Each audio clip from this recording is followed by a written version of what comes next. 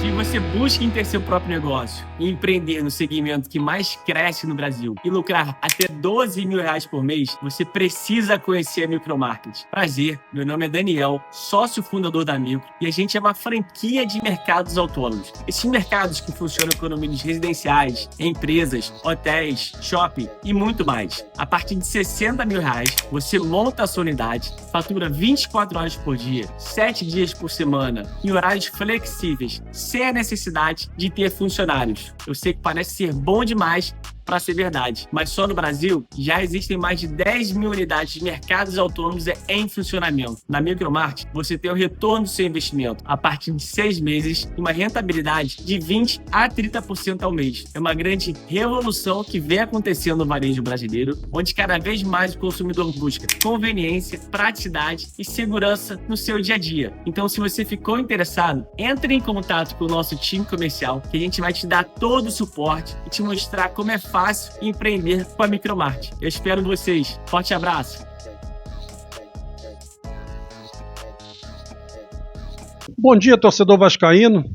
Estou chegando aqui nesse Acorda, dia 22, domingo, um dia muito importante. O Vasco tem um jogo muito importante contra o Fluminense, nas semifinais do Campeonato Carioca. E o Vasco aí numa crise, né, estrutural altíssima, né? Uma pressão altíssima, porque o time performa mal, então a pressão, né, que já existe uma pressão no Vasco, normal, mas a pressão nesse início de ano está maior ainda, né, por vários motivos. Primeiro, lembrar que o Vasco venceu o Fluminense no ano passado, nas semifinais, né, se classificou, o Vasco venceu um jogo por 2-1, perdeu o segundo por 1-0, mas se classificou na cobrança dos tiros da marca do pênalti. Foi a final, logicamente um resultado que todo mundo esperava um título e não veio. Então isso já foi um resultado muito ruim no ano passado. Foi bom por ter feito a final, mas todo mundo esperava que o Vasco fosse campeão, porque o jogo era no Maracanã e o primeiro jogo em São Paulo o Vasco foi bem. Mas infelizmente isso não aconteceu. Então, ano passado já não estava muito legal a cabeça, né, do torcedor, dos jogadores, enfim, de todo mundo. E aí começa o ano, o Vasco perde logo, perde o Verratti, perde o Rayan, e de repente, de uma forma inesperada, um pouco depois, perde o Coutinho. E aí essa pressão, né, que já era grande, aumentou ainda mais. Né? E o time não performa. Você vê que o time em 10 jogos, nesse início de ano, o Vasco venceu 3, empatou 4, perdeu 3. Então está com um aproveitamento aqui de 43%. E as vitórias, Maricá, Boa Vista, Botafogo, aquele mistão do Botafogo. Os empates com Nova Iguaçu, Madureira, Chapecoense e Volta Redonda. E as derrotas com Mirassol, Flamengo e Bahia. Então o ano começou muito mal para o Vasco. 43%. 3 vitórias em 10 jogos. Mesmo assim, as 3 vitórias no Campeonato Carioca. Isso então, a pressão está muito grande. E se a gente for fazer assim um balanço rápido, por exemplo, o Campeonato Brasileiro, entre Vasco e Fluminense, né? Campeonato Brasileiro. Quer dizer, o Vasco está com 1 ponto. Ah, lá, está no início do campeonato, tá bom, mas porra, 2 derrotas e um empate em casa com a Chape, que é um time aí que vai brigar para não cair. Quer dizer, o Vasco está com 1 ponto, já está na 17ª colocação. O Fluminense já está com 7 pontos. 2 vitórias, venceu o Grêmio e venceu o Botafogo, empatou com o Bahia fora. Está em 3º lugar. Então, no Campeonato Brasileiro, o Fluminense já está na frente do Vasco. No Carioca, o Fluminense foi o campeão da Taça Guanabara, ou seja, aquele time que fez o maior número de pontos nessa primeira fase do campeonato. O Fluminense fez 15, o Vasco fez 11. O Vasco, em 6 jogos, venceu 3, empatou 2 e perdeu 1. O Fluminense venceu 5 e perdeu 1. Então, o percentual do Vasco, o desempenho do Vasco é 61%. O Fluminense, 83%. E agora, nas quartas de finais, o Fluminense não teve nenhum problema para vencer o Bangu, 3-1. E o Vasco teve todos os problemas para empatar com Volta Redonda e vencer na disputa dos tiros da marca do pênalti. E esse jogo, então, com o Volta Redonda, eu acho que foi aquela gota que faltava para o Coutinho pedir para sair. É evidente que essa decisão do Coutinho pegou todo mundo de surpresa, né? E muito contribuiu, né? Primeiro a pressão mesmo, que já existe no Vasco, por geral. Sempre é assim. Falta de título, time que não consegue competir, por tudo isso que a gente já sabe. Começou o ano mal, né? Trouxe reforços, 6 reforços, mas começou o ano muito mal. Então é evidente que o Coutinho sentiu, né, a saída do Ryan, a saída do Verratti.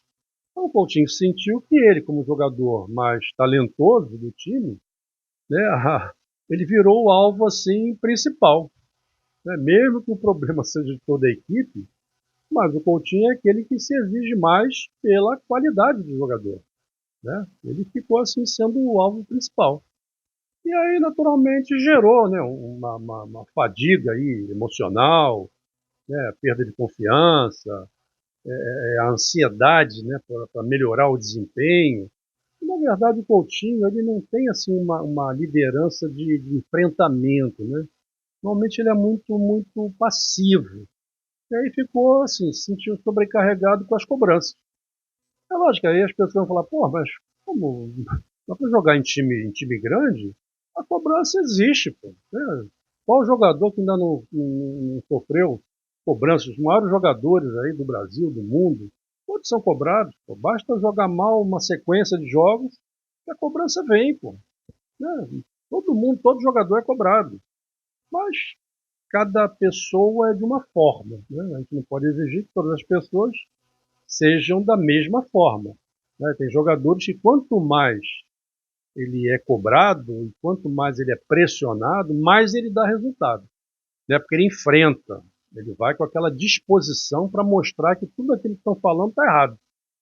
Tem jogador que é assim. E outros jogadores que se encolhem, né? Ele não consegue reagir na pressão. Então esse foi o caso do Coutinho. Agora, independente, né, vamos aqui avaliar se foi certo, se foi errado, a questão de emocional, né, enfim, isso é muito complicado porque cada ser humano é de um jeito. Agora, o que a nossa vivência no futebol, né, mostra que não tem jogador que nunca foi pressionado. Então, bastava o Coutinho jogar um pouco mais, né, de repente faz um gol ou outro e tal, e pronto, a torcida já esquece, já passa uma borracha e segue. Né? Aconteceu com o Brenner, por exemplo, é um exemplo mais recente. Foi vaiado no jogo de estreia, aquele jogo com a Chape, né, que perdeu 4, 5 gols, sei lá. E depois no outro jogo já fez um golzinho, a torcida já aplaudiu. Tá bem assim mesmo, que é assim que funciona o futebol.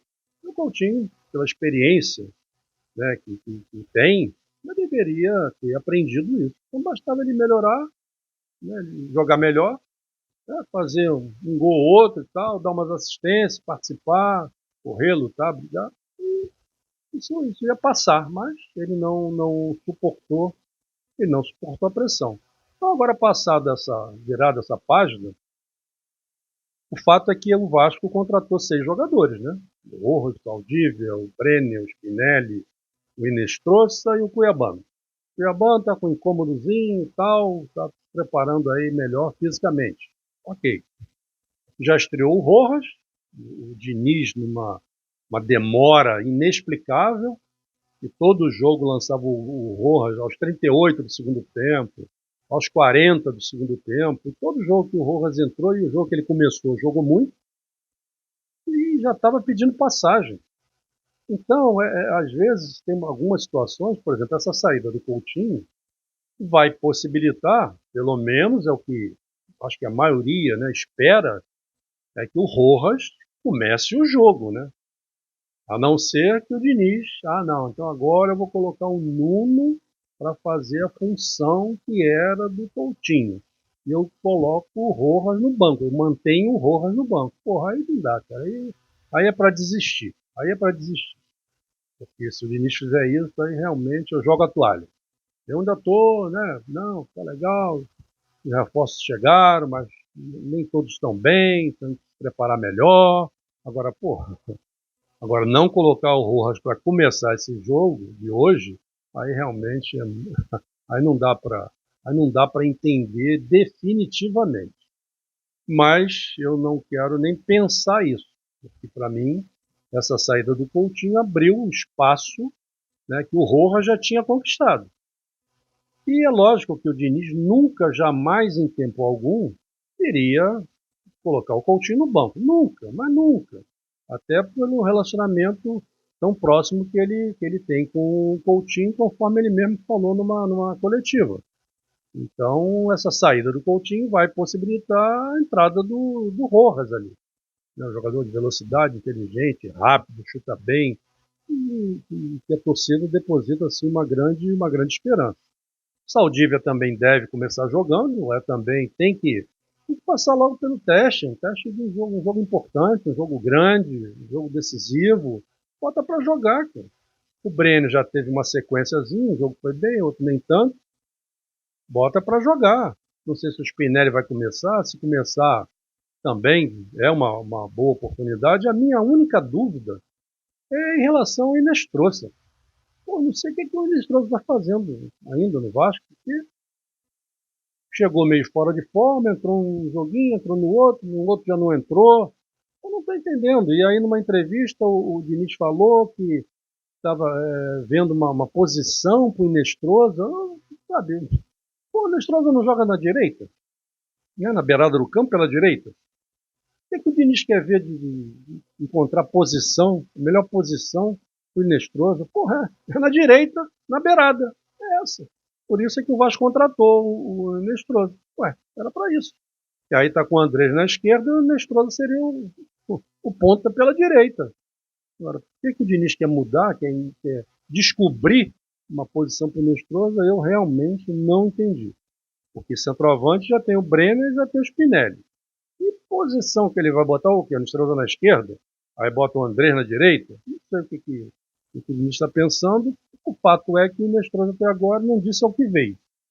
Está num banco ali que agora não aconteceu nada. E o que a gente espera é que esse jogo com o Fluminense, o Diniz comece logo a colocar essa galera para jogar, cara. Não dá para ficar esperando. Porque ficar com o mesmo time do ano passado, não adianta. E agora sem o Ryan. E agora sem o Coutinho. Então ele está sendo obrigado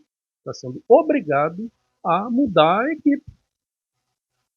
Agora ele tem que mudar, né? Tem que querer mudar, tem que entender que os reforços já estão um tempo aí, a exceção do Cuiabano, que sentiu um incômodo logo que veio, e aí fez tratamento, dificultou a melhora no condicionamento físico, mas qualquer dia tem que ser lançado também. Espero também que ele coloque o Puma, lateral esquerdo, porque o Pitão vem muito mal. Eram os 4 jogadores que a gente estava batendo aqui. O Piton não vinha bem, o Nuno não vinha bem, o Coutinho não vem bem e o Cuesta. Então é a oportunidade de colocar gente nova agora, uns novos reforços, para ver o que acontece. Agora é um jogo muito importante para o Vasco, não só pela que é uma semifinal de Carioca, porque todo mundo quer ser campeão. Esse negócio, o Carioca não é muito bom, porque é um campeonato meio esvaziado. Não, amigo. Mas todo mundo quer ser campeão. Todo mundo quer ser campeão. Vai ver se o nosso maior rival, vai ver se não quer ser campeão. Diz a ele, não, bota o sub-20 para jogar com Madureira. Aqui, ó. Ele quer ser campeão. E tem que ser. Todo mundo tem que brigar por título, nem que seja do Carioca. Agora o Diniz vai ter a oportunidade de colocar a maior parte desses reforços para jogar, cara. E vamos ver no que vai dar. Agora é evidente que, pelos resultados desse ano, o Fluminense leva uma certa vantagem, leva um certo favoritismo.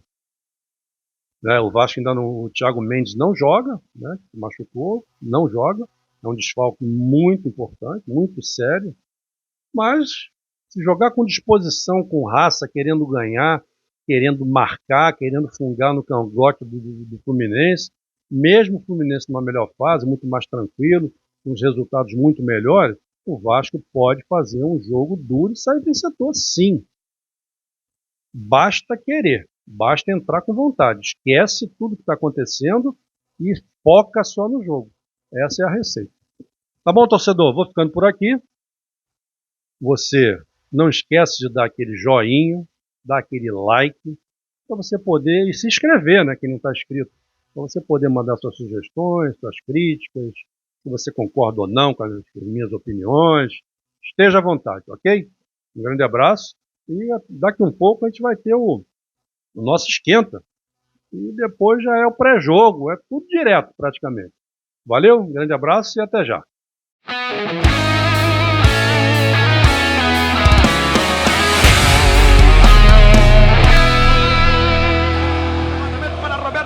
Sozinho, atenção, vai enfiar, gol!